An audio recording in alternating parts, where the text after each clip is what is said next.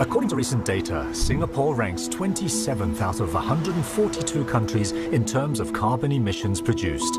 That's quite a lot for a small city. Close to 15% of those emissions come from transportation. That's cars, taxis, motorcycles and buses. Public transportation is key to reducing carbon emissions. Are buses and trains the only options we have? I am at Ang Mo Kio, Singapore's first model walking and cycling town. And to be honest, that's my kind of town. Ang Mo Kio has a cycling network that covers about 20 kilometers, making it one of the longest cycling networks in any residential town here in Singapore.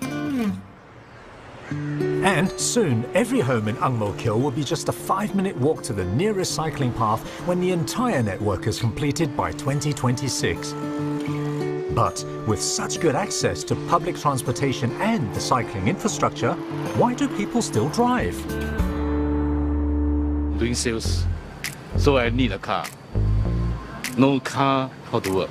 Car has an add-on and you don't have to squeeze. I find that cycling actually takes up quite a lot of my time. I would actually rather just take Grab, to be honest, because Grab is much faster.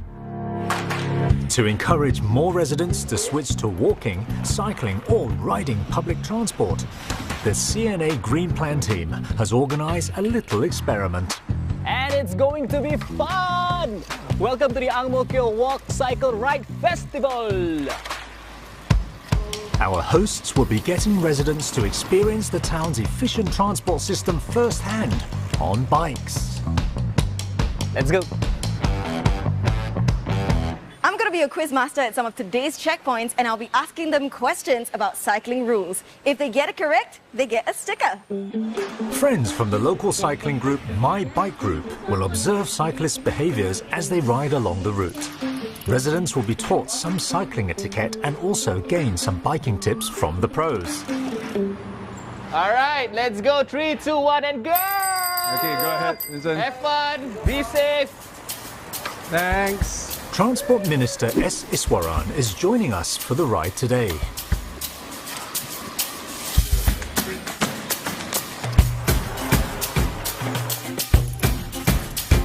Okay, so I have a question here for you today. If you look at the board over here, what does this hand signal mean? Does it mean A, give way, B, slow down, or C, stop? I think it's a trick question. I think actually it's high five, right? No, it's not. What do you think it is? I think it's C, stop. C, stop? I second her. The answer C, stop, is absolutely right. Congratulations, let's get you some stickers.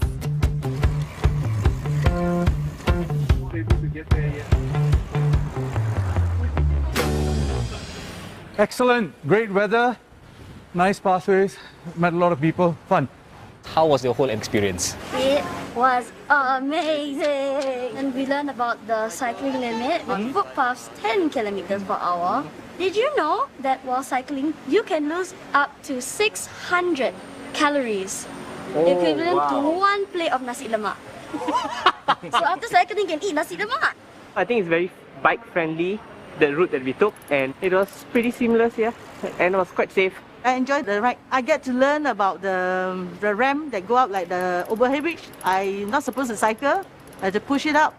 Today I am joined by our green coaches, Mark and Pearson. What do you think about the cyclists who just participated today?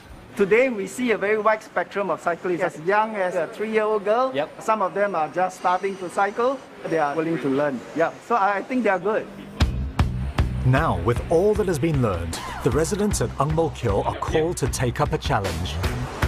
We want everyone from Ang Mo Kio to walk, cycle and ride on public transportation as part of their daily commute, either for work or for leisure. Instead of using their cars or motorcycles. And you know what you mean? Walking and cycling is also a sure way of getting some exercise into my day too.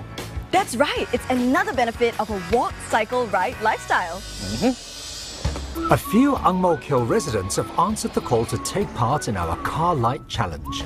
We'll see how many car or motorcycle journeys they can replace with walk, cycle and ride commutes over a week. I usually drive to office and then commute to different office. I'm planning to walk to office, see how I'm able to sustain my daily work. I haven't walked to office yet. I don't know how tough it is or how easy it is, depends on whether rain, shine. Right now, I'll say 50-50. I work mainly from home, but I also have numerous meetings. I use my car frequently for these meetings, but for this week, I use the bicycle whenever it's possible to prove to myself that being car light is not that difficult. I will use my motorcycle to work, and sometimes when I meet up with my friends, for this challenge I will take a public transport to work. Not sure if I can finish it. I will try my best. Let's take a look at how day one of the challenge is turning out for our participants. I already checked the bus apps. The bus is arriving soon, so I hope I will not be late to work.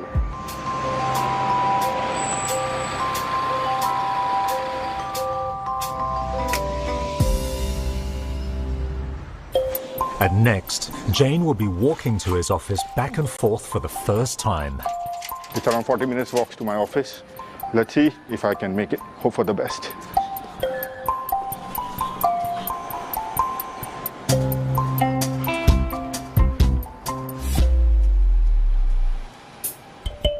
For Robert, cycling is not new to him, but he is planning to cycle to work for the first time.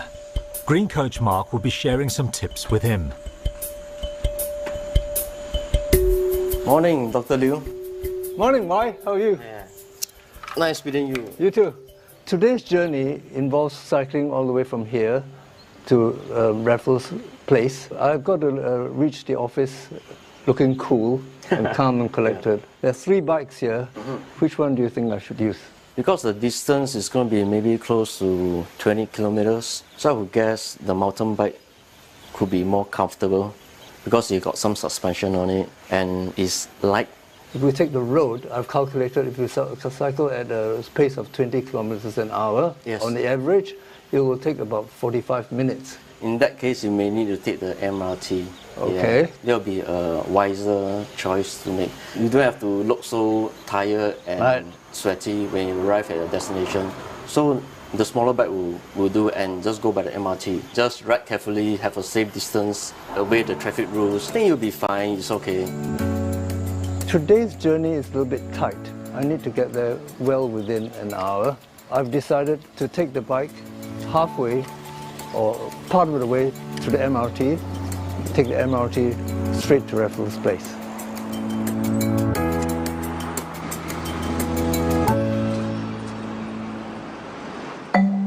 Fadli is at the Sentosa Express station at Vivo City.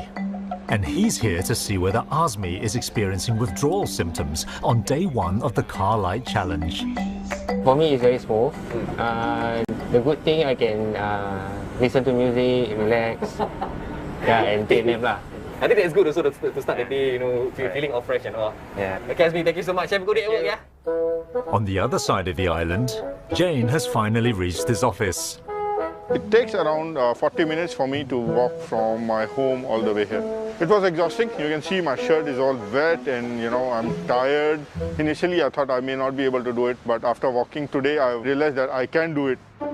Dr. Liu has also reached his destination. He took a total of 40 minutes for the whole journey. So if I had taken the car, I think it would have taken at least 30 minutes, including finding the parking.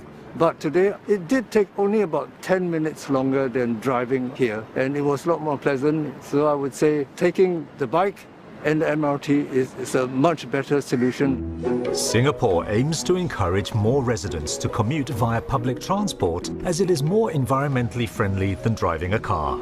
So it's making it more convenient to walk or cycle to public transport hubs like MRT stations and bus interchanges.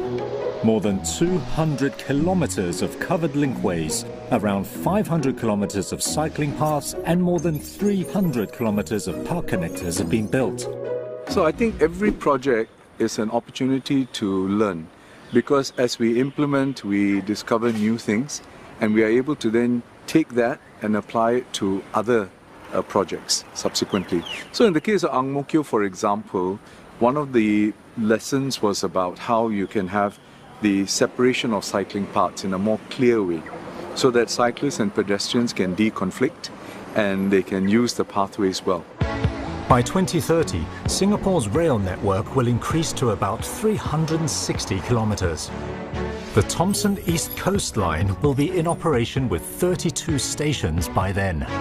Soon, residents can get around the city in 45 minutes or less on an inclusive transport ecosystem in a healthier, cleaner and greener environment.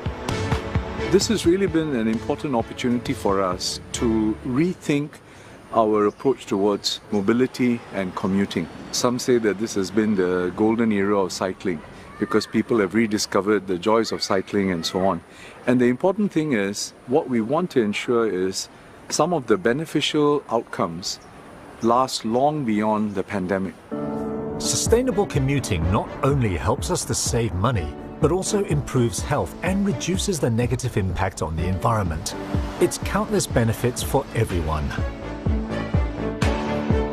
We are at the midway point of our 7 days car light challenge, and I'm about to check in with our residents over at Ang Mo Kio to see how they are doing so far.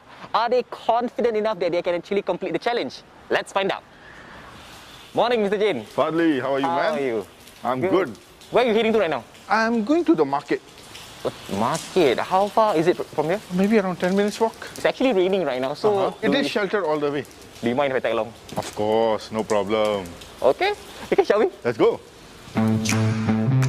It appears that this car light challenge has made Jane pay more attention to the walking infrastructure in his neighbourhood, such as covered walkways and newly installed lifts at overhead bridges.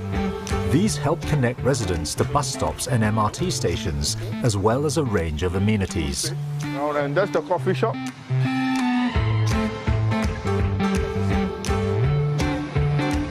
So has it been difficult or easy for you?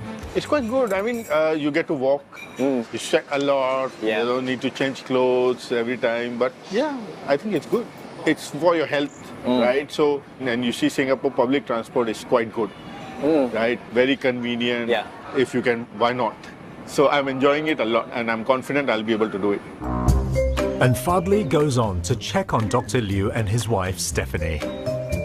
Thank you so much, Dr. Liu, Dr. Stephanie, for being with us. Probably I can share with us, how has the car light challenge been for the both of you? Fabulous for her, challenging for me. Public transport's wonderful. It's been great to be able to ride the bike, to connect to buses. We used to take the car to get our groceries, but now that we discovered that with a huge backpack on me and on her, so that we look like packed horses, and some bike baskets, we can actually manage everything, both of us going there at once. Singapore is so beautiful and everything's green along the way, and it's really a beautiful thing to be able to cycle where you need to go. Probably one day I'll see you both on the park connectors. Sure. And probably Mr. Muffin as well. Yes, Mr. Muffin yes, he'll be goes there. everywhere. Yes. It has been a few days since Azmi started taking public transport to work. Can he complete the challenge? Okay, Azmi, how has it been for the car light challenge so far for you? So far, okay for me. It's not that big challenge. I take a public transport to work. Yeah, in the same time, when on my off day, I cycle to nearby market. Compare taking public transport, it's not stressful lah. But for taking motorcycle, I need to plan my road. It's a bit stressful when more to heavy traffic.